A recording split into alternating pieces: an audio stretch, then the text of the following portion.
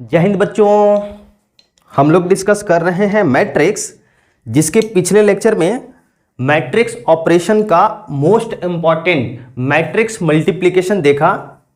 क्या क्या देखा? दो इंपॉर्टेंट बातें कि मैट्रिक्स का मल्टीप्लिकेशन कब पॉसिबल होगा और मैट्रिक्स को हम कैसे मल्टीप्लाई करते हैं, ठीक है ना। तो उसी को आगे कंटिन्यू करते हुए हम लोग मैट्रिक्स मल्टीप्लिकेशन से रिलेटेड कुछ प्रॉपर्टीज आज देखेंगे। आज मैट्रिक्स का लेक्चर नंबर 5 है ना। फर्स्ट लेक्चर में हमने क्या देखा था? बेसिक बातें, matrix and its order. Second lecture में types of matrices, equality of matrices, है ना, कुछ क्वेश्चन देखे थे। थर्ड लेक्चर में ऑपरेशन ऑन मैट्रिसेस के पहले दो पार्ट, क्या क्या? Addition, subtraction and scalar multiplication. Fourth lecture जो कि लास्ट लेक्चर था, उसमें हमने मैट्रिक्स मल्टीप्लिकेशन का कॉन्सेप्ट देखा। Today is our fifth lecture. आज हम लोग मैट्रिक्स मल्टीप्लिकेशन के प्रॉपर्टीज देखेंगे और उसके बाद कुछ क्वेश्चन डिस्कस करेंगे। तो चलिए देखते हैं।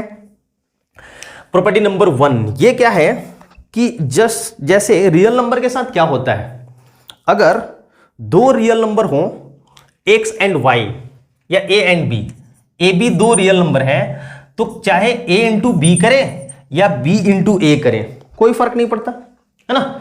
रियल नंबर के साथ जो रियल नंबर का मल्टीप्लिकेशन होता है वो कॉम्यूटेटिव होता है। 2 इंटू 3 करें या 3 इंटू 2 करें, कोई फर्क पड़ेगा क्या? बिल्कुल नहीं।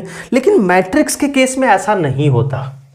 Matrix multiplication is not commutative, generally not commutative. ध्यान रखिएगा, कभी कभी मैट्रिक्स का मल्टीप्लिकेशन कॉम्यूटेटिव भी हो सकता है।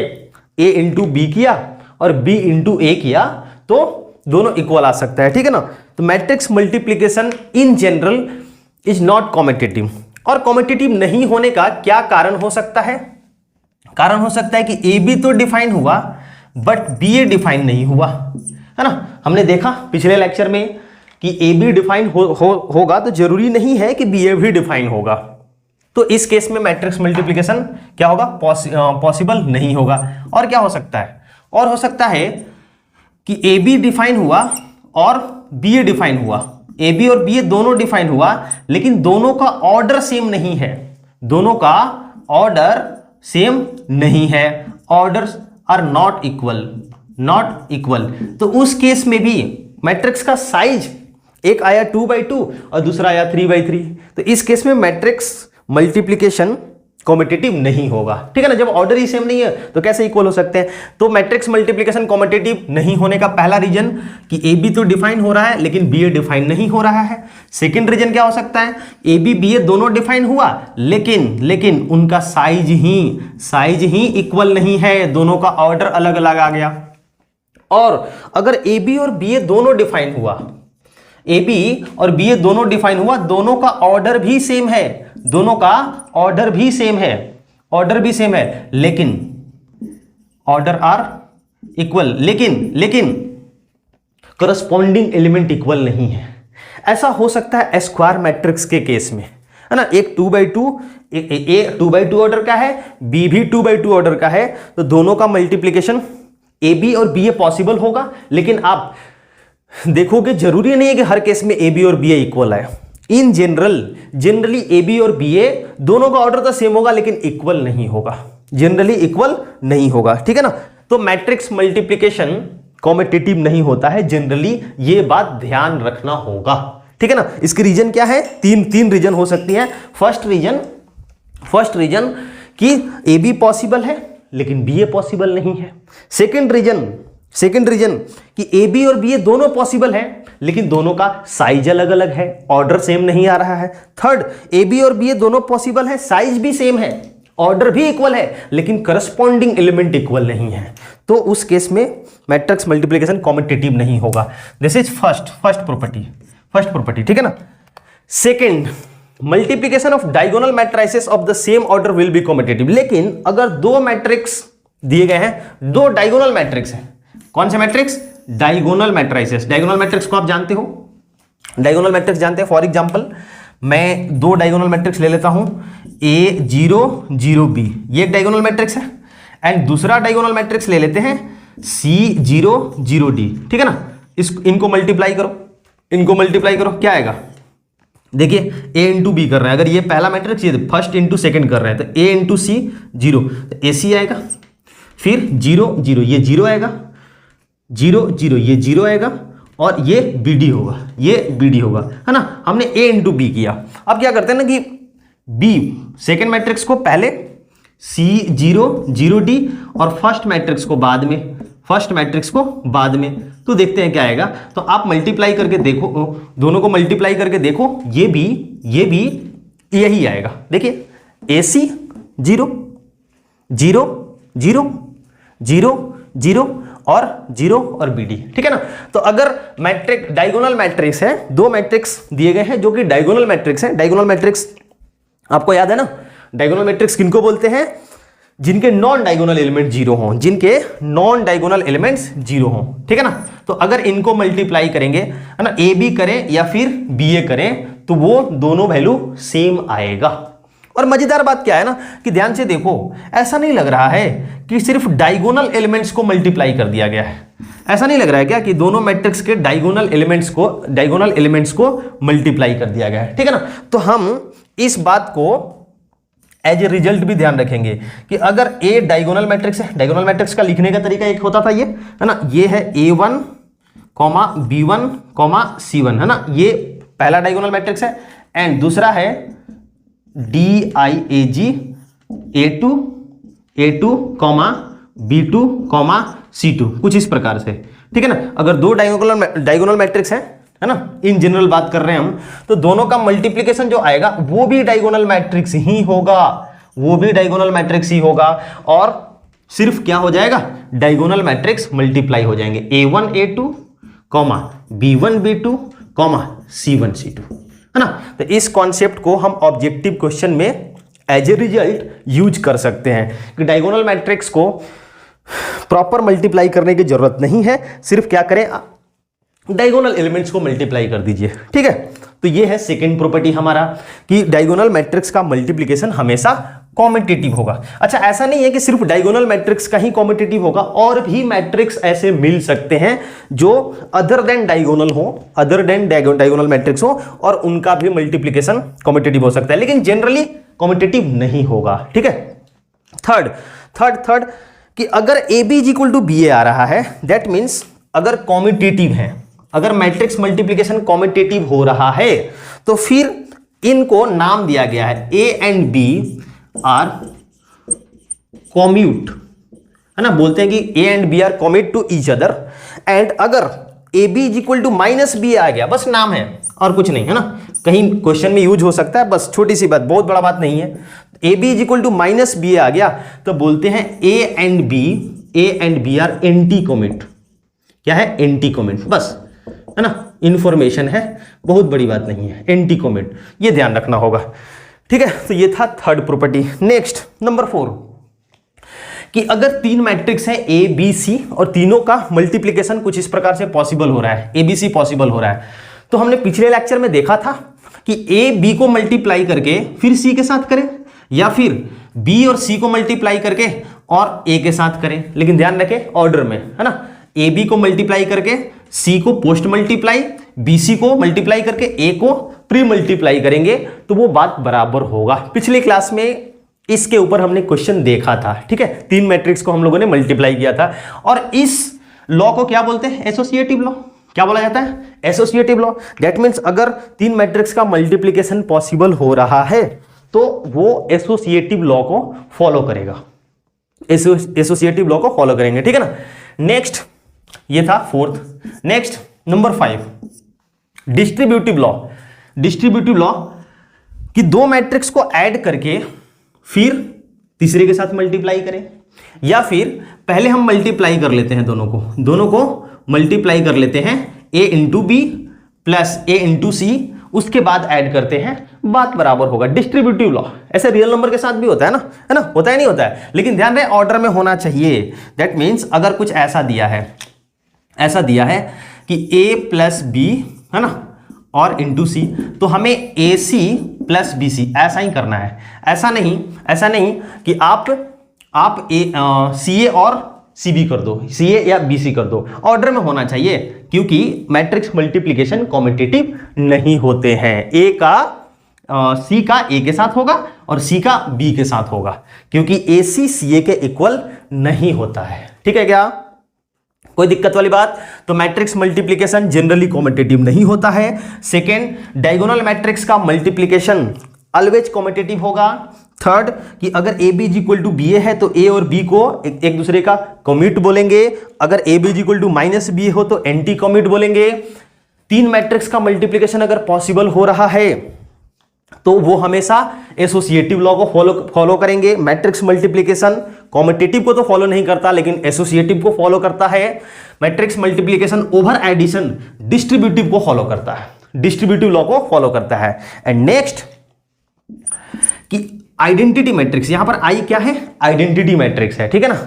आई आइडेंटिटी मैट्रिक्स है और ए उसी ऑर्डर का स्क्वायर मैट्रिक्स है। तो आई जस्ट लाइक वन जो रियल नंबर के लाइफ में रोल प्ले करता है, आइडेंटिटी मैट्रिक्स वो रोल मैट्रिक्स के लाइफ में प्ले करता है। मतलब आइडेंटिटी मैट्रिक्स को ए के साथ हम प्री मल्टीप्लाई करें या पोस्ट मल्टीप्लाई करें, वो उसी मैट्रिक्स के बराबर आएगा। आप एक आइडेंटिटी मैट्रिक्स और उसी ऑर्डर का एक स्क्वायर मैट्रिक्स लेकर के मल्टीप्लाई करके देख लो। तो सर ये तो कुछ है, हमने थर्ड लेक्चर में देखा था एडिटिव आइडेंटिटी, आप याद करो। और वहां पर मैं बोला भी था कि आगे चल के मल्टीप्लिकेटिव आइडेंटिटी देखेंगे। किसको बोलते थे एडिटिव आइडेंटिटी? एक ऐसा मैट्रिक्स जिसको किसी पार्टिकुलर मैट्रिक्स के साथ ऐड करने पर वो पार्टिकुलर मैट्रिक्स चेंज नहीं होता हो। ऐड कर रहे थे वहां पर, तो वो जो मैट्रिक्स था क्या कहलाता था? Additive identity. ऐसा कौन सा मैट्रिक्स है? Null matrix. नल मैट्रिक्स को किसी के साथ ऐड करेंगे तो मैट्रिक्स चेंज नहीं होगा। वैसे ही एक ऐसा मैट्रिक्स जिसको किसी दूसरे मैट्रिक्स के साथ मल्टीप्लाई करने पर प्री करें या पोस्ट करें, देखो ये मैट्रिक्स चेंज नहीं हो रहा है, ये मैट्रिक्स चेंज नहीं हो रहा है। तो ये जो मैट्रिक्स है ना, वो जो स्पेशल मैट्रिक्स है, जो जिसको मल्टीप्लाई करने से कोई भी मैट्रिक्स चेंज नहीं होगा, वो स्पेशल मैट्रिक्स मल्टीप्लिकेटिव आइडेंटिटी कहलाएगा। क्या कहलाएगा? क्योंकि यहां पर मल्टीप्लाई कर रहे हैं, वहां पर ऐड कर रहे थे। तो आइडेंटिटी मैट्रिक्स और N E square matrix is called multiplicative identity, ठीक है ना।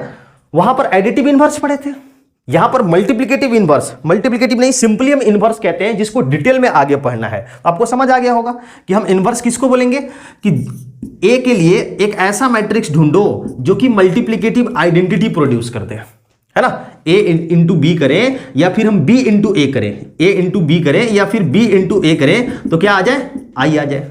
क्या आ जाए? वही मल्टीप्लिकेटिव आइडेंटिटी आ जाए। तो यहां पर जो बी है ना, बी इज कॉल्ड क्या कहलाएगा? मल्टीप्लिकेटिव इनवर्स, जो आगे चल के हम डिटेल में देखेंगे। ओनली इनवर्स के नाम से, मल्टीप्लिकेटिव बोलने की जरूरत नहीं है ना, आगे हम देखेंगे। इनवर्स एक हमारा बड़ा 1-1.5 लेक्चर का टॉपिक है, तो उसमें हम लोग देखेंगे कि मल्टीप्लिकेटिव इनवर्स क्या होता है, सिंपली इनवर्स क्या होता है, ठीक है ना।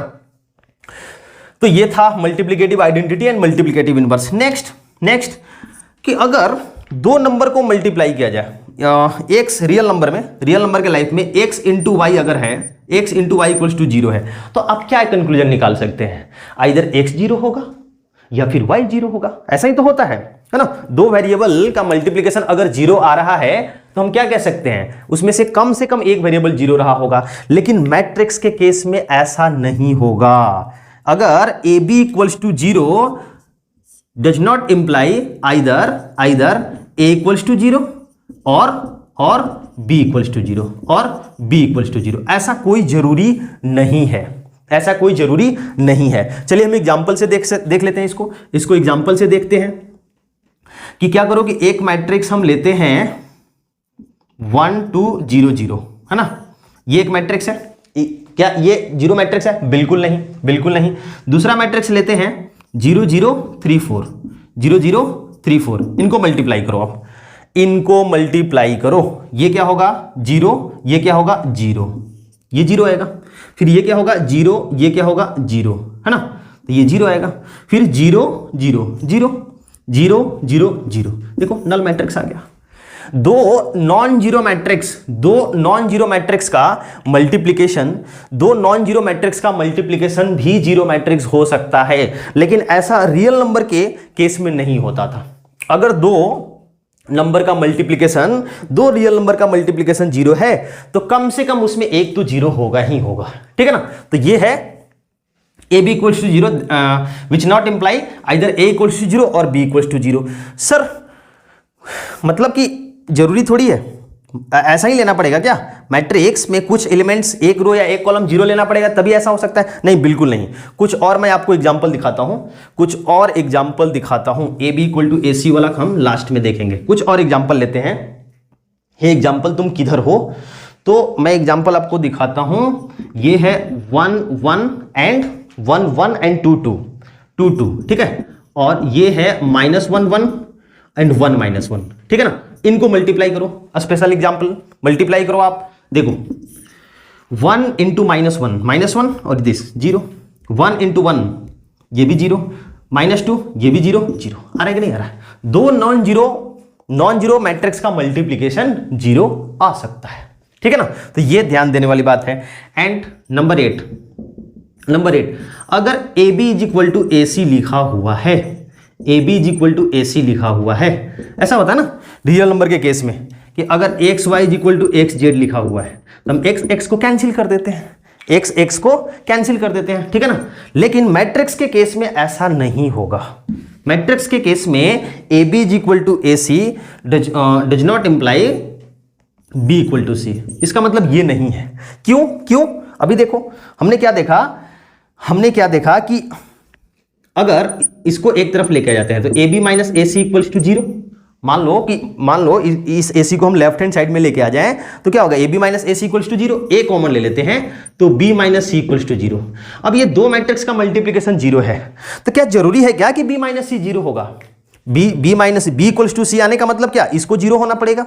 तो जरूरी है क्या कि दो मैट्रिक्स का मल्टीप्लिकेशन 0 आ रहा है तो वो उनमें से कोई एक 0 रहा ही होगा? बिल्कुल नहीं। अभी हमने देखा ऊपर में, that means a into b minus c equals to 0 does not imply b minus c must be 0। बात समझ रहा है क्या? या a 0, ऐसा नहीं हो सकता। a कोई नॉन जीरो मैट्रिक्स हो सकता है, b माइनस सी भी कोई नॉन जीरो मैट्रिक्स हो सकता है, ठीक है ना। इसलिए हम नहीं कह सकते कि b इक्वल टू सी होगा। बात समझ आ रहा है क्या? ये ध्यान देने वाली बात है। लेकिन अगर कहीं पर a इज इक्वल टू सी लिखा हुआ है, ठीक है ना, तो हम किसी मैट्रिक्स से दोनों तरफ मल्टीप्लाई कर सकते हैं। हम इसको लिख सकते हैं A B is equal to B से हम क्या देखो पोस्ट मल्टीप्लाई किया है तो यहां पर राइट साइड में भी बी से पोस्ट मल्टीप्लाई करना पड़ेगा।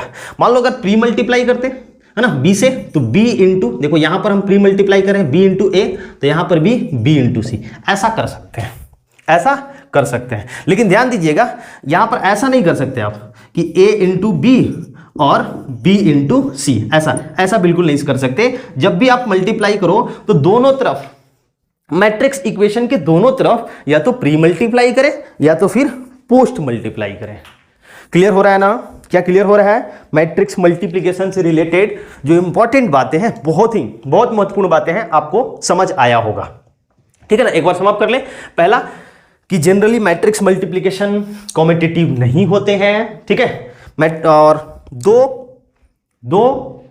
डायगोनल मैट्रिक्स का मल्टीप्लिकेशन हमेशा कॉम्पिटिटिव होगा और वो डायगोनल मैट्रिक्स ही आएगा।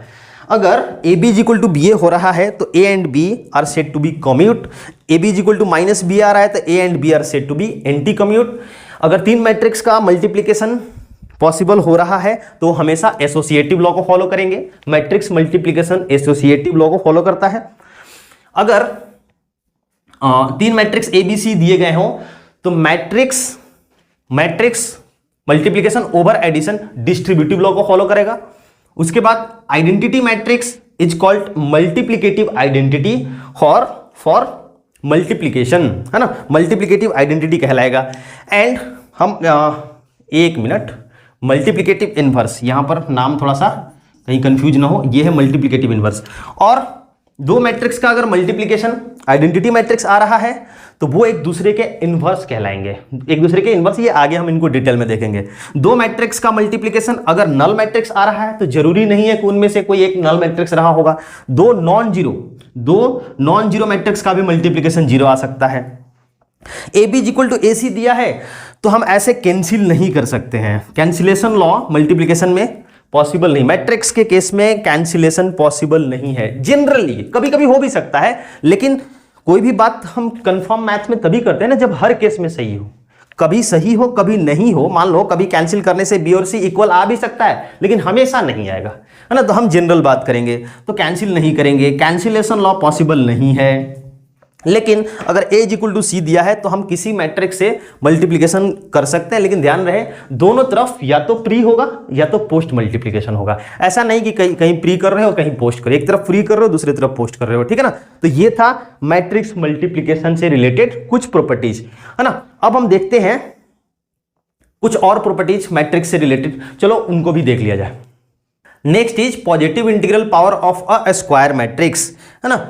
जैसे real number laws of exponents को फॉलो करते हैं, उसी प्रकार से एक स्क्वायर मैट्रिक्स, कोई भी square matrix laws of exponent को फॉलो करता है। For example a to the power n+1, real number में भी ऐसा होता है ना।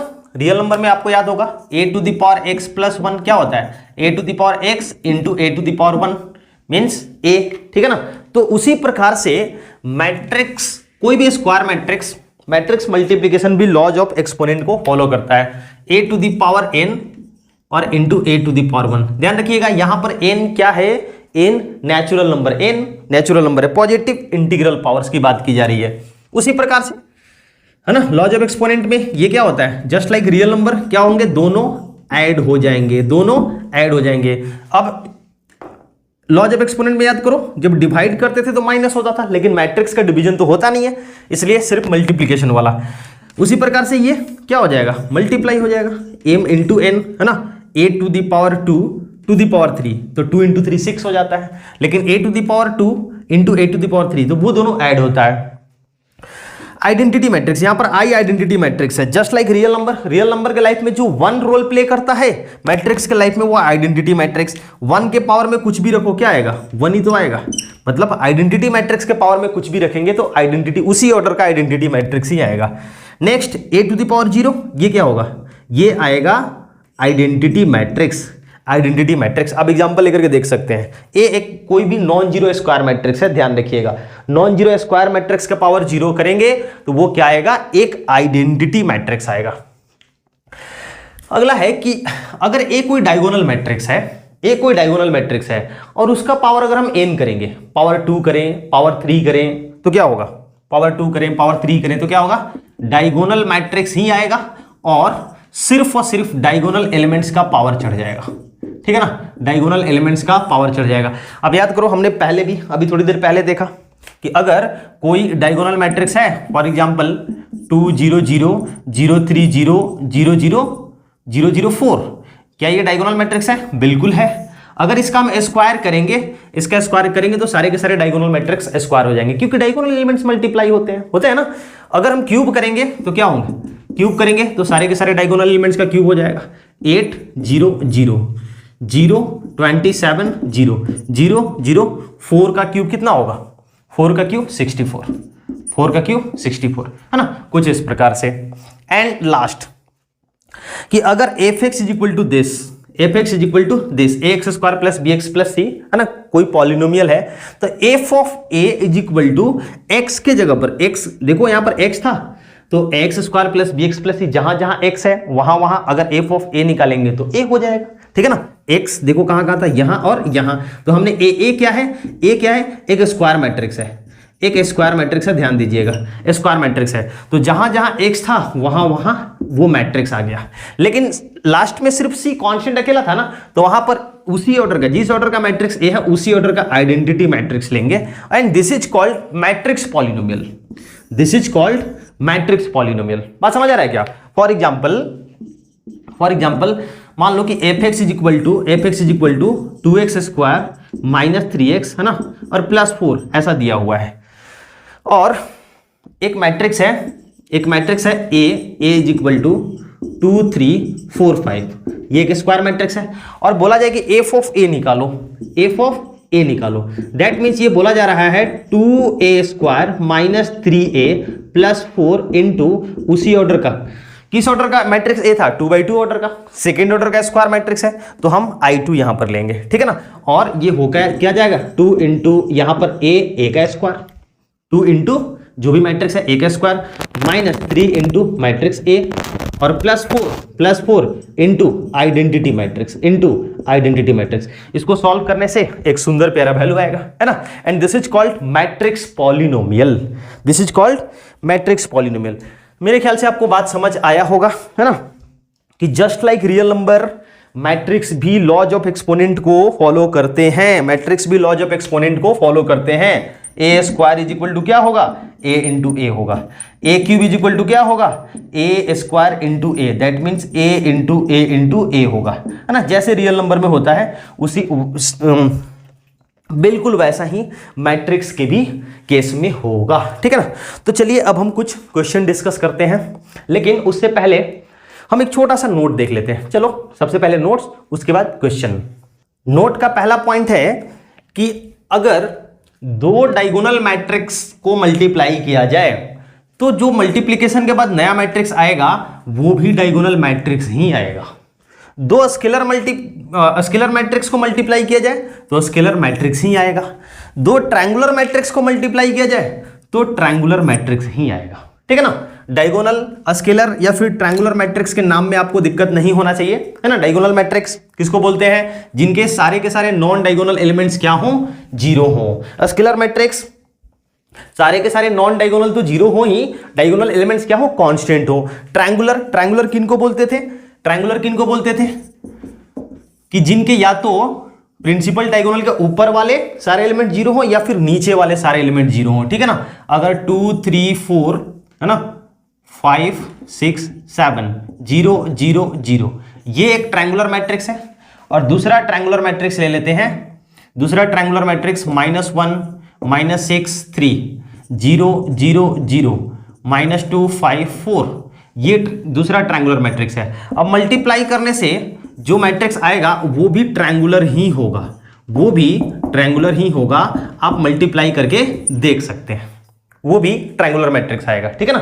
ट्रायंगुलर मैट्रिक्स किसको बोलते हैं, जिसके प्रिंसिपल डायगोनल के या तो नीचे वाले जीरो हों या फिर ऊपर वाले जीरो हों। तो इन कॉन्सेप्ट को आप ऑब्जेक्टिव क्वेश्चन में यूज कर सकते हो कि ऑप्शन देख करके आपको पता चल जाएगा कि दो मैट्रिक्स अगर ट्रायंगुलर दिए गए हैं तो किस ऑप्शन में ट्रायंगुलर मैट्रिक्स दिख रहा है, ठीक है ना, ताकि हमें मल्टीप्लाई ना करना पड़े, डायरेक्ट टिक करके हम आगे निकलेंगे। अगली बात क्या है कि अगर ए और बी दो स्क्वायर मैट्रिक्स हैं, तो a plus b whole square क्या होगा, तो आप कहेंगे sir a² plus b² plus 2ab। तो मैं बता दूं कि ये गलत है, ऐसा नहीं हो सकता। क्योंकि अगर इनको मल्टीप्लाई करेंगे तो क्या होगा, a² plus b² plus ab और प्लस ba आएगा। ध्यान दीजिएगा, आप मल्टीप्लाई करके देखो, ab इंटू ab कीजिए, ab into a plus b into a plus b कीजिए, तो क्या आएगा a into a² a into b ab plus ba और प्लस b²। तो ab और ba आ रहा है, अब एक बात बताओ, क्या ab और ba दोनों इक्वल होते हैं क्या, तो आप कहेंगे नहीं सर, जनरली ab और ba इक्वल नहीं होते हैं। मैट्रिक्स मल्टीप्लिकेशन कॉम्यूटेटिव नहीं होता है, और जब मैट्रिक्स मल्टीप्लिकेशन कॉम्यूटेटिव नहीं होता तो फिर इसको हम 2ab कैसे लिख सकते हैं। तो ध्यान दीजिएगा, a plus b whole square matrix के केस में a² plus b² plus ab plus ba होगा। वैसे ये क्या होगा, ये होगा a² प्लस b²। और जब ab इनको मल्टीप्लाई करेंगे, एक बार मल्टीप्लाई करके देख लेते हैं, a minus b into a minus b, तो a² माइनस ab होगा, माइनस ab है ना, और माइनस ba कुछ इस प्रकार से, और प्लस b²। बात समझ आ रहा है क्या, यहां पर भी हम -2ab नहीं लिख सकते हैं। नेक्स्ट कि a प्लस बी और a माइनस बी क्या होगा, तो आप कहेंगे a² माइनस b²। नहीं सर, अब हम नहीं कहेंगे, अब हम a² माइनस b² नहीं कहेंगे, क्योंकि अब हमें समझ आ गया है कि ये तो ए स्क्वायर होगा, ये ए स्क्वायर होगा, ठीक है। फिर क्या होगा, minus a B, minus a B, minus a b और प्लस बी ए, ध्यान से देखिए प्लस बी ए। और चूंकि ए बी और बी ए जरूरी नहीं कि इक्वल हो, इसलिए हम इन दोनों को कैंसिल नहीं कर सकते, कैंसिल नहीं कर सकते। और माइनस क्या हो जाएगा, b square, minus b square. बात समझ आ गया ना, क्लियर हो रहा है क्या। उसी प्रकार से इनको क्या लिख सकते हैं, ए स्क्वायर प्लस ए बी है ना, और माइनस माइनस बी ए और माइनस बी स्क्वायर। तो ध्यान दीजिएगा ये दोनों भी अलग अलग है, ए प्लस बी इंटू ए माइनस बी और ए माइनस बी इंटू ए प्लस बी। मैट्रिक्स के केस में दोनों अलग अलग बात है, क्योंकि यहां से माइनस में ए बी है, प्लस में बी है, यहां पर प्लस में ए बी है और माइनस में बी है। ध्यान देने वाली बात ये है, ठीक है ना। तो ये छोटी छोटी बातें थी मैट्रिक्स मल्टीप्लिकेशन से रिलेटेड। मैट्रिक्स मल्टीप्लिकेशन का हमने प्रॉपर्टीज देखा, फिर इंटीग्रल्स पावर देखा, उसके बाद में ये छोटा सा नोट। अब चलो हम क्वेश्चन डिस्कस करते हैं। और याद कीजिए लास्ट लेक्चर में हमने मैट्रिक्स मल्टीप्लिकेशन के ऊपर 3 क्वेश्चन डिस्कस कर लिया था, क्वेश्चन नंबर 1, 2 एंड 3। आज हम लोग 4 और उसके आगे डिस्कस करेंगे। तो चलिए देखते हैं क्वेश्चन नंबर 4। क्वेश्चन नंबर 4 में दिया गया है एफ एक्स एक मैट्रिक्स है, एफ एक्स एक्स का एक फंक्शन है, then so that f x into f of y is equal to f of x plus y, है ना। क्या हमें दिखाना है, लेफ्ट हैंड साइड में जो दिया है वो है f x into f of y, यही है f x into f of y. अब बताओ एफ एक्स कितना, एफ एक्स कितना, तो आप कहेंगे सर एफ एक्स जो है वो है cos x minus sine x, 0 sine x cos x 0 0 0 and 1। ये क्या है हमारा, एफ एक्स है, ये एफ एक्स है, इंटू एफ ऑफ वाई करना है, इंटू एफ ऑफ वाई करना है। तो जब एक्स था, जब एफ एक्स था तो हर जगह एक्स था, एफ टी होता तो हर जगह टी होता, और एफ ऑफ वाई है तो हर जगह वाई होगा, cos y minus sine y 0 sine y cos y 0 0 0 and 1। ये एफ ऑफ वाई है ना।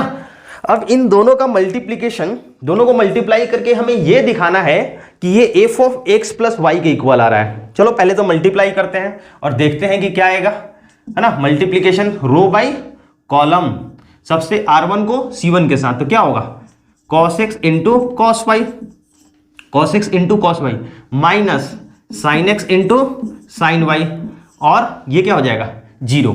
ये R1 C1 है, ये R1 C1 पहला एलिमेंट। फिर R1 C2 करते हैं तो क्या आएगा minus cos x into sign y और minus sign x into cos y. अब आपको मल्टीप्लाई करने में दिक्कत नहीं होता होगा, है ना, मैं डायरेक्ट मल्टीप्लाई कर रहा हूं।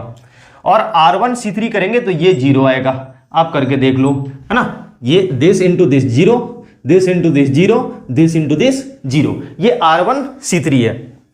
उसके बाद R1 का काम खत्म, R2 का C1 के साथ क्या आएगा sine x into cos y plus cos x into sign y, cos x into sign y. ये R2 C1 है, ये R2 C1 है, R2 का C2 के साथ क्या आएगा minus sign x into sign y और plus cos x into cos y. और फिर R2 C3 करके देखिए ये भी 0 आएगा। नेक्स्ट R3 का C1 के साथ 0 आएगा, R3 का C2 के साथ ये भी 0 आएगा, और R3 का C3 के साथ करके देखो आप, ये 1 आएगा, ये 1 आएगा, ठीक है ना। अब आप ध्यान से देखिए जो लिखा गया है, ध्यान से देखिए ये क्या है, किसी का फॉर्मूला है क्या, ट्रिग्नोमेट्री का फॉर्मूला सबको याद होगा, है ना। किसका फॉर्मूला है, तो आप कहेंगे sir cos A cos B minus sine A sine B। ये तो sir cos A plus B cos x plus y का फॉर्मूला है। किसका है, cos x प्लस y का। बात समझ आ रहा है क्या। अच्छा ये किसका है, ये किसी का नहीं है सर, लेकिन अगर हम माइनस कॉमन ले लें इसमें से, अगर हम माइनस कॉमन ले लें तो क्या हो जाएगा, माइनस कॉमन लेंगे तो cos x into sign y और sin x into cos y, sin A plus B का फॉर्मूला बनेगा, साइन A प्लस बी का फॉर्मूला बनेगा। माइनस कॉमन लेकर के देखो आप, ये तो जीरो है ही, ये तो जीरो है, ये क्या हो जाएगा, ये साइन ए प्लस बी का, साइन ए प्लस बी का, और ये अब देखिए cos a cos b minus sine a sine b, ये है कॉस ए प्लस बी का, this is zero, this is zero, zero and one, zero zero and one, है ना। तो ये आ रहा है हमारा f x into f y. अच्छा अब देखो एक्स था तो हर जगह एक्स था, वाई था तो हर जगह वाई था, तो अब देखिए ना ऐसा नहीं लग रहा है कि हर जगह एक्स प्लस वाई हो गया, दैट मीन्स ये क्या होगा, f of x plus y होगा। अगर x प्लस वाई हर जगह x तो x, हर जगह y तो y, तो हर जगह x प्लस वाई तो हर जगह x प्लस वाई, है ना। This is equal to RHS, यही तो हमें प्रूफ करना था, यही हमें प्रूफ करना था, ठीक है ना। तो ये है हमारा question number 4। Next question number 5। Question number 5 में बोला जा रहा है कि if A is equals to this, एक मैट्रिक्स है, A एक मैट्रिक्स है, then and A square equal to lambda A, then find the value of lambda, है ना।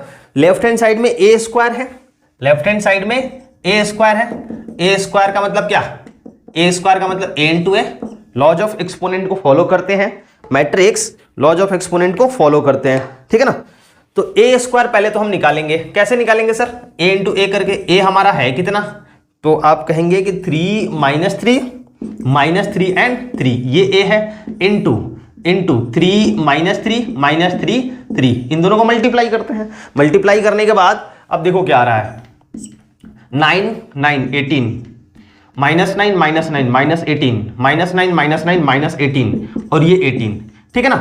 ये हमारा A स्क्वायर आ रहा है, लेकिन चूंकि right hand side lambda into A है, मतलब इस A स्क्वायर को हमें A के टर्म में एक्सप्रेस करना होगा, तो A के फॉर्म टर्म में ये आएगा कैसे, हम अगर 6 कॉमन ले ले, इसमें से अगर 6 कॉमन ले लेते हैं तो ये क्या बनेगा, 3 माइनस 3, यही तो A है, यही तो हमारा A है, तो हम इसको लिख सकते हैं this is equal to 6A, this is equal to 6A। और चूंकि A स्क्वायर कितना था, लैम्डा A था, इसको अगर हम कंपेयर करेंगे, इक्वेट करेंगे, तो बताइए लैम्डा का वैल्यू कितना आएगा, आप कहेंगे सर 6 आएगा, लैम्डा इज इक्वल टू 6 आएगा।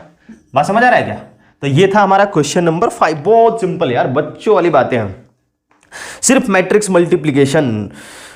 मल्टीप्लिकेशन आ गया तो कोई दिक्कत वाली बात है नहीं। नंबर 6 में आप देखिए क्या कह रहा है, A square is equal to A दिया है, A square is equal to A दिया है, देन कह रहा है कि प्रूफ करो ना, then proof that, left hand side में क्या है, I प्लस I क्या है, I आइडेंटिटी मैट्रिक्स है, I plus A whole cube is equal to 7A plus I, ये हमें प्रूफ करना है।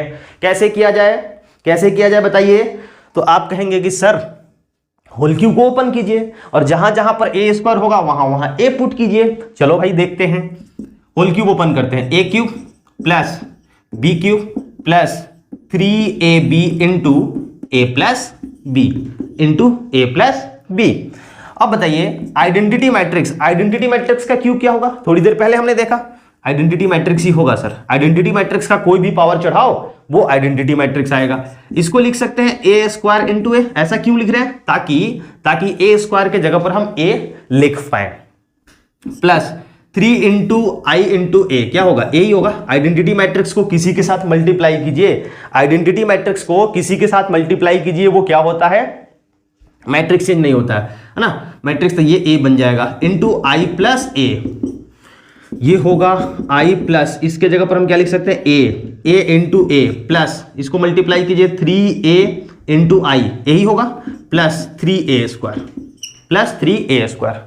आइडेंटिटी मैट्रिक्स का कोई भी पावर आइडेंटिटी मैट्रिक्स होगा, आइडेंटिटी मैट्रिक्स को किसी भी मैट्रिक्स के साथ मल्टीप्लाई करने से वो मैट्रिक्स चेंज नहीं होता है। आइडेंटिटी मैट्रिक्स के लाइफ में वैसा ही रोल प्ले करता है जैसा रियल नंबर के लाइफ में 1 प्ले करता है। 1 का पावर कुछ भी करो 1 ही होगा, 1 को किसी नंबर के साथ मल्टीप्लाई करो नंबर चेंज नहीं होगा, है ना। तो दिस इज इक्वल टू, अब ये A स्क्वायर हो गया, ये क्या है, A स्क्वायर है, तो इसके जगह पर हम क्या लिख सकते हैं, A प्लस 3A, है ना, प्लस ये भी A स्क्वायर, इसके जगह पर भी हम A, तो आप देखिए ये क्या आ रहा है, I प्लस 7 है, this is equal to RHS। यही तो हमें प्रूफ करना था, बात समझ आ रहा है क्या। तो कुछ इस प्रकार से इन क्वेश्चंस को सॉल्व करने का अप्रोच होगा, ठीक है ना। तो ये थे question number 5 and question number 6। Next question number 7। Question number 7 based on matrix polynomial है ना। इसमें क्या दिया गया है कि if a is equals to, एक मैट्रिक्स है 2 3 -1 2, then so that a square minus 4a plus 7i equals to 0, है ना। अच्छा, इसी क्वेश्चन को पूछने का एक और तरीका हो सकता है कि कह रहा है कि find f of a if where f x is equal to, एक पॉलिनोमियल दिया गया है x square minus 4x plus 7। हमने इसका जिक्र किया कि अगर कोई पॉलिनोमियल दिया गया है, अगर हमें मैट्रिक्स पॉलिनोमियल फाइंड आउट करना है तो कैसे करते हैं। तो दोनों क्वेश्चन सेम है, लैंग्वेज अलग अलग है, लेकिन क्वेश्चन का जो सेकेंड पार्ट है उसमें बोल रहा है हेंस फाइंड ए क्यूब। हेंस का मतलब इसी को यूज करके हमें ए क्यूब निकालना है। तो चलिए देखते हैं कि हमारा अप्रोच क्या होगा। क्वेश्चन नंबर 7 में हमें क्या करना है, सबसे पहले लेफ्ट हैंड साइड आप देखो, लेफ्ट हैंड साइड में क्या दिया है, ए square minus 4a plus 7i, यही है ना। ए स्क्वायर का मतलब a इंटू ए कितना है 2 3 -1 2, ये हमारा a है, ये हमारा a है, ठीक है ना। तो a इंटू ए करते हैं, a इंटू ए 2 3 -1 2 -4 इंटू ए कितना 2 3 -1 2 और प्लस 7 आइडेंटिटी मैट्रिक्स किस ऑर्डर का, सेकेंड ऑर्डर का, क्योंकि ये इस मैट्रिक्स का ऑर्डर 2/2 है तो आइडेंटिटी मैट्रिक्स भी इसी ऑर्डर का लेना होगा। इस बात का जिक्र हमने किया था जब टाइप्स ऑफ मैट्रिसेस पढ़ रहे थे आइडेंटिटी मैट्रिक्स के डेफिनेशन के टाइम, कि जरूरी नहीं है कि हर बार आइडेंटिटी मैट्रिक्स का ऑर्डर देगा, आसपास के मैट्रिक्स को देख करके उस आइडेंटिटी का ऑर्डर डिसाइड करना होता है, ठीक है ना। अब इनको आप सॉल्व कीजिए, सॉल्व करेंगे, है ना। इनको पहले आप मल्टीप्लाई करो, फिर इस 4 को इधर करके, है ना, एक मैट्रिक्स बनेगा। फिर ये क्या बन जाएगा, ये बनेगा 8 12 -4 8, है ना। ये बनेगा 7 0 0 7, इसको आप मल्टीप्लाई करके एक मैट्रिक्स बनाइए तो फाइनली ये एक नल मैट्रिक्स आ जाएगा। आप ये खुद सॉल्व कर सकते हो, ठीक है।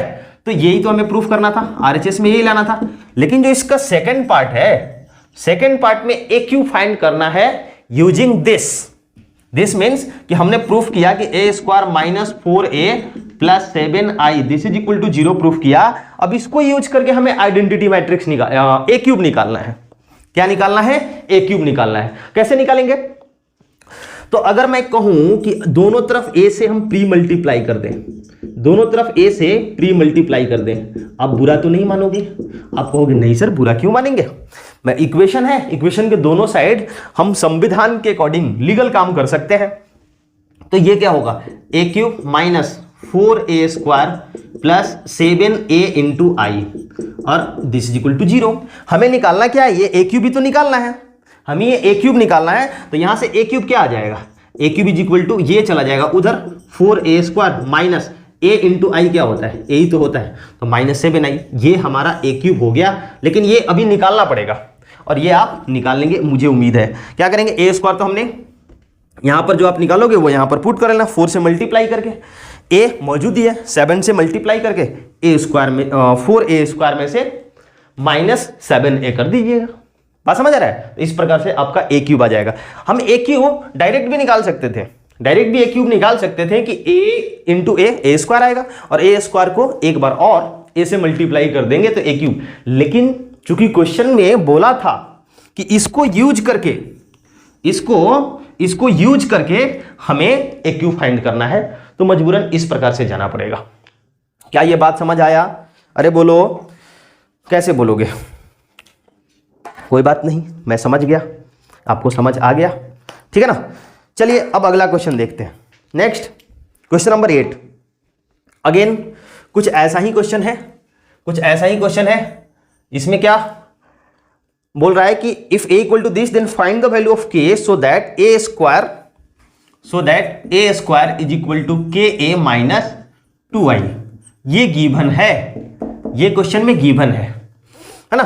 तो हम इसको ऐसे भी लिख सकते हैं, a square plus 2i is equal to ka। लिख सकते हैं क्या? बिल्कुल लिख सकते हैं सर, बिल्कुल लिख सकते हैं। अब a कितना है हमारा, 3 माइनस 2 4 माइनस 2, ये हमारा a है, ये हमारा a है ना। ए स्क्वायर निकालना है, 2 बार मल्टीप्लाई करेंगे, 2 बार लिखेंगे सर और मल्टीप्लाई करेंगे, ये है ना, क्या है 3 - 2 4, 3 - 2 4 - 2, ठीक है, और +2 इंटू आइडेंटिटी मैट्रिक्स 1 0 0 1, और जो राइट हैंड साइड में है ना उसको एज इट इज रहने दो अभी, के देखते हैं क्या आएगा। इनको मल्टीप्लाई कीजिए, मल्टीप्लाई करेंगे 3 9 और -8 कितना 1 आएगा, 9 - 8 1, ये -6 और +4 -2, ये है ना R1 C1 किए, R1 C2 किए, अब R2 C1 12 - 8 4 -8 और +4 -4, ये हमारा a स्क्वायर है जी, ये हमारा a स्क्वायर है, ये हमारा a स्क्वायर है। और इस 2 को स्केलर मल्टीप्लिकेशन करो इस 2 का, तो 2 0 0 2 है ना, इस 2 का एंट्री हो गया मैट्रिक्स A के अंदर। अब लेफ्ट हैंड साइड में 2 अलग अलग मैट्रिक्स हैं, एक बना ले, पहले एक बना लेते हैं, क्या आएगा, ये होगा 3 - 2, ये होगा 4 और -2।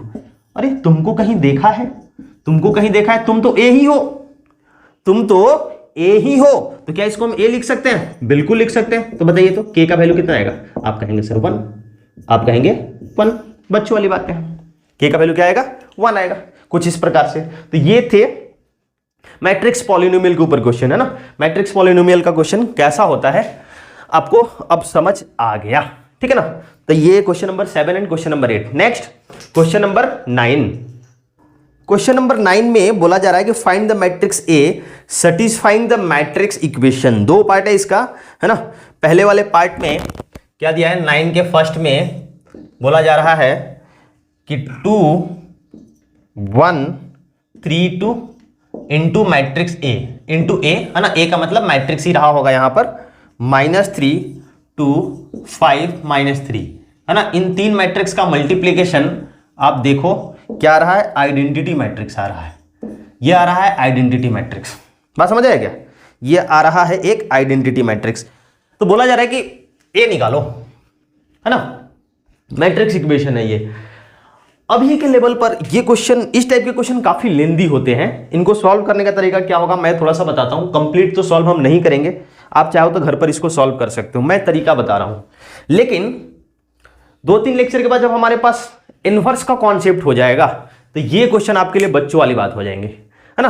तो अभी के लेवल पर इन क्वेश्चन को हम कैसे सॉल्व करते हैं, चलिए वो देखा जाए, ठीक है। बाद में हम लोग इसको आसानी से सॉल्व कर लेंगे। ये जो मैट्रिक्स है इसका ऑर्डर क्या है 2/2, इसका ऑर्डर क्या है, इसका ऑर्डर भी 2/2, और जो आ रहा है ये भी 2/2 का है। इसका मतलब अगर आपसे कहा जाए कि इस मैट्रिक्स ए का ऑर्डर क्या होगा, इस मैट्रिक्स ए का ऑर्डर क्या होगा, तो आप कहोगे कि सर ये 2/2, ये भी 2/2, जो आ रहा है वो भी 2/2, इसका मतलब इसका भी तो ऑर्डर 2/2 ही रहा होगा, ऑब्वियसली इसका भी ऑर्डर 2/2 होगा। तभी तो आप देखो ना यहां पर 2/2 ये मल्टीप्लाई होकर देगा 2/2 इसके साथ, और वो इसके साथ मल्टीप्लाई होकर के फिर से देगा वो 2/2। क्या ये बात समझ आ रहा है क्या, अरे बोलो, बिल्कुल बिल्कुल समझ आ रहा है। तो अरे बोलो ये बार बार कहां से बोलोगे तुम लोग, है ना, लाइव क्लास होंगी तब बोलोगे, नहीं लाइव क्लास में बोलेंगे हम सर, वो भी बोलेंगे नहीं, सिर्फ टेक्स्ट करेंगे। क्या करोगे, ये कोरोना, इसके वजह से बच्चों का आवाज़ बंद कर दिया गया है, नहीं चलो कोई बात नहीं, बहुत जल्दी सब सिचुएशन सही होगा, हम लोग मिलेंगे दोबारा से ऑफलाइन क्लास में। तो ये जो मैट्रिक्स ए है इसका ऑर्डर क्या है 2/2 है, इसका ऑर्डर 2/2 है। तो अगर बोला जाए कि एक मैट्रिक्स 2/2 ऑर्डर का लेट करो, तो आप कहोगे सर लीजिए लेट कर दिया हमने, है ना। इसमें कितने अननोन, 4 अननोन ABCD, तो हमें किसी प्रकार से 4 इक्वेशन बनाना पड़ेगा, बनेगा भी। आप देखो अगर ये पहला मैट्रिक्स था ना, और ये हमारा A है ABCD, और ये वाला -3 2 5 -3, है ना। चलो यहां पर भी एक बार लिख ही लेते हैं, ये क्या है 2 1 3 2, दिस इज इक्वल टू क्या रहा है 1 0 0 1, है ना। पहले इन दोनों को मल्टीप्लाई कीजिए तो एक मैट्रिक्स बनेगा यहां पर, फिर ये वाला, है ना, और दिस इज इक्वल टू 1 0 0 1। बात समझ आ रहा है क्या। अब इन दोनों का मल्टीप्लीकेशन पहले हुआ था, है ना, इन दोनों को हमने मल्टीप्लाई किया तो ये एक मैट्रिक्स बना।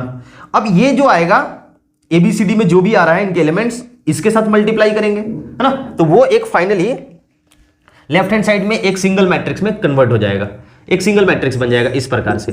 और राइट हैंड साइड में वही है, वही चलता आ रहा है। अब बताओ यहां पर एबीसीडी में एक इक्वेशन बनेगा, यहां पर एबीसीडी में दूसरा एक्सप्रेशन बनेगा। पहला एक्सप्रेशन, पहला एलिमेंट एबीसीडी में आएगा, है ना, A11, ये A12 भी एबीसीडी में आएगा, A21 भी एबीसीडी में आएगा और A22 भी एबीसीडी में आएगा। तो आप देखो 4 एक्सप्रेशन है हमारे पास एबीसीडी में, इनको इक्वेट करेंगे तो 4 इक्वेशन बनेंगे, है ना, 4 इक्वेशन 4 अननोन। सॉल्व करो, एबीसीडी का वैल्यू आ जाएगा। बात समझ आ रहा है क्या? तो ये थोड़ा लेंदी है ना, इन तरीका से, इस तरीका से अगर हम करने जाएंगे तो काफी टाइम लगेगा, लेकिन ऐसे क्वेश्चन को सॉल्व करने का एक आसान तरीका भी है, आगे हम लोग देखेंगे। अभी उस लेवल पर हम लोग नहीं है, इनवर्स का कॉन्सेप्ट हमारे पास नहीं है, तो हमें मजबूरन इसी तरीका से सॉल्व करना पड़ेगा। मैं आपको आंसर बता देता हूं कि एबीसीडी का वैल्यू क्या आ रहा है। यहां पर जो ए आ रहा है, ए का वैल्यू है 1, B1, C1, D, A भी 1, B भी 1, C भी 1 और D जो है वो 0 है, D जो है वो 0 है। दैट मीन्स ए का वैल्यू क्या आ गया, 1 1 1 1 1 1 0, ये हमारा मैट्रिक्स ए है, ठीक है ना, कुछ इस प्रकार से। अब जो सेकंड क्वेश्चन है ना, सेकंड क्वेश्चन आप इसका देखो, सेकंड पार्ट जो है वो भी कुछ ऐसा ही है, बिल्कुल सेम क्वेश्चन। अब देखिए इसमें बोला जा रहा है कि जो मैट्रिक्स दिया है ये लो जी, मैं तो लिखने वाला भी नहीं इस बार, है ना, और राइट हैंड साइड में 3x3 ऑर्डर का एक मैट्रिक्स है, ये लीजिए, है ना। सॉल्व तो आप ही को करना होगा घर पर, थोड़ा टाइम टेकिंग है। अब देखिए ये जो क्वेश्चन है ये किस ऑर्डर का है, तो आप कहेंगे सर 3/2, ये किस ऑर्डर का रहा है 3/3। एक बात बताओ मैट्रिक्स ए का ऑर्डर क्या रहा होगा, मैट्रिक्स ए का ऑर्डर क्या लिया जाए, देखो ये 3/3 ऑर्डर लाना है तो यहां पर तो 3 होना चाहिए, और इसको हमें इक्वल भी बनाना है, इक्वल होगा, है ना, प्री मल्टीप्लायर का number of column post multiplier का नंबर ऑफ रो के इक्वल होना चाहिए, है ना, और ये इसके इक्वल ये आता है, इसके इक्वल आता है। तो हमें मैट्रिक्स ए 2/3 ऑर्डर का लेना पड़ेगा। देख लो किस ऑर्डर का, 2/3 ऑर्डर का। तो फिर से हम एक मैट्रिक्स लेट करेंगे, मैट्रिक्स ए लेट करेंगे, क्या, ABCDEF। अब देखो यहां पर 4 ही अननोन थे, 4 इक्वेशन हमने बनाना है, यहां पर 6 अननोन है, तो हमें इस बार 6 इक्वेशन बनाना पड़ेगा। मतलब कि अगर इसको ए के साथ मल्टीप्लाई करेंगे हम लोग, ABCDEF, है ना, और दिस, तो यहां से ABCD में एक एक्सप्रेशन, ये दूसरा, ये तीसरा, है ना। देखो ना 3/3 ऑर्डर का आएगा, इन दोनों को मल्टीप्लाई करेंगे तो R1C1 R1C2 R1C3, same R2C1 R2C2 R3C3 R3C1 R3C2 R3C3, है ना। तो ये इस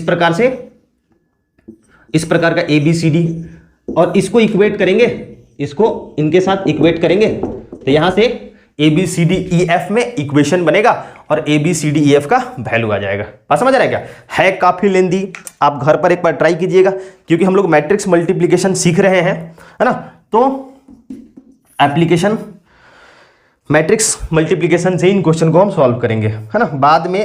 बाद में इन क्वेश्चंस को हम लोग देखेंगे आसान तरीका से। तो आंसर जो आ रहा है 1 -2 -5 3 4 0, ये मैट्रिक्स ए है हमारा। ए का वैल्यू 1, B -2, C -5, D जो है 3, E 4, F 0, है ना, कुछ इस प्रकार से। तो ये था हमारा क्वेश्चन नंबर 9। एक और आखिरी क्वेश्चन है, क्वेश्चन नंबर 10। क्वेश्चन नंबर 10 में क्या दिया है कि if A equal to this then prove that A to the power n equal to this, where n क्या है, n पॉजिटिव इंटीजर है, n नेचुरल नंबर है। अच्छा, इस क्वेश्चन को एक और तरीका से भी पूछा जाता है, बच्चों को डराने के लिए स्टेटमेंट ऐड किया जाता है कि if A equal to this then using principle of mathematical induction prove that A to the power n equal to this. ये जो स्टेटमेंट ऐड किया जा रहा है ना, using principle of mathematical induction, ये बच्चों को डराता है, क्योंकि मैथमेटिकल इंडक्शन 11th में कोई पढ़ता नहीं है और उसका कहीं पर यूज भी नहीं है ना। पूरे क्लास 12th में सिर्फ इसी पार्टिकुलर क्वेश्चन में 2-3 क्वेश्चन और मिलेंगे आपको मॉड्यूल में इस टाइप के, जो हमारा प्रिंसिपल ऑफ मैथमेटिकल इंडक्शन होता है वो यूज होता है।